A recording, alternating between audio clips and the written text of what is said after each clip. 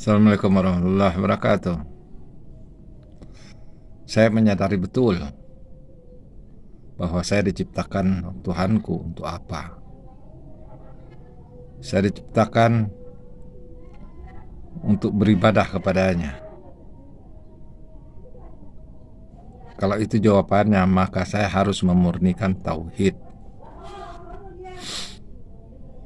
Kalau itu artinya, maka saya tingkat selanjutnya adalah salat.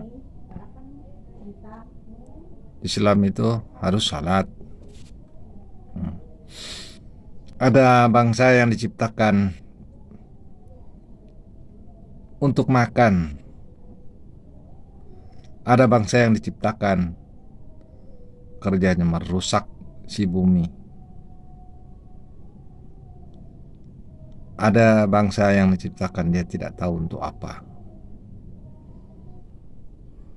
Opini atau history berikut ini mengoreksi sedikit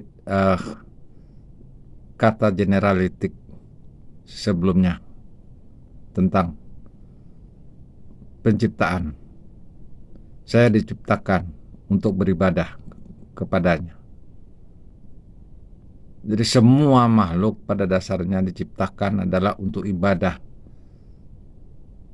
Itu adalah perjanjiannya, konsepsinya dulu menurut ajaran Islam itu. Sebelum dilahirkan, 300 tahun sebelum dilahirkan sudah dicatat tentang kehidupannya, dan diminta perjanjian oleh Tuhan kepada makhluk itu, terutama di sini manusia, untuk beribadah kepadanya.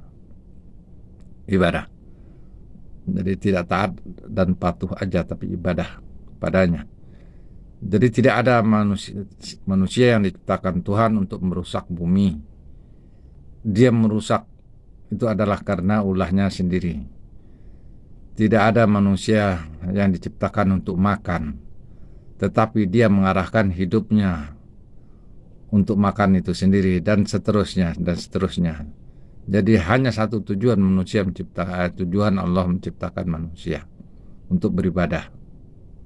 Yang lain adalah hasil karya daripada orang tuanya. Dia mau menjadikan apa anaknya, turunannya, manusia itu kelak tergantung kepada orang tuanya. Seperti itu ditulis dalam Al-Quran, dan saya mempercayainya itu karena saya harus menjadi seorang muslim yang taat dan harus mempercayainya. Bagaimana dengan kamu? Saya bersyukur. Saya tahu betul karena saya Islam, saya harus mempercayainya. Di dalam Al-Quran dinyatakan, ditulis dengan tegas berulang kali, saya diciptakan untuk beribadah kepadanya. Jadi penting beribadah, lebih penting dari dunia dan seisinya. Tidak ada yang lebih penting.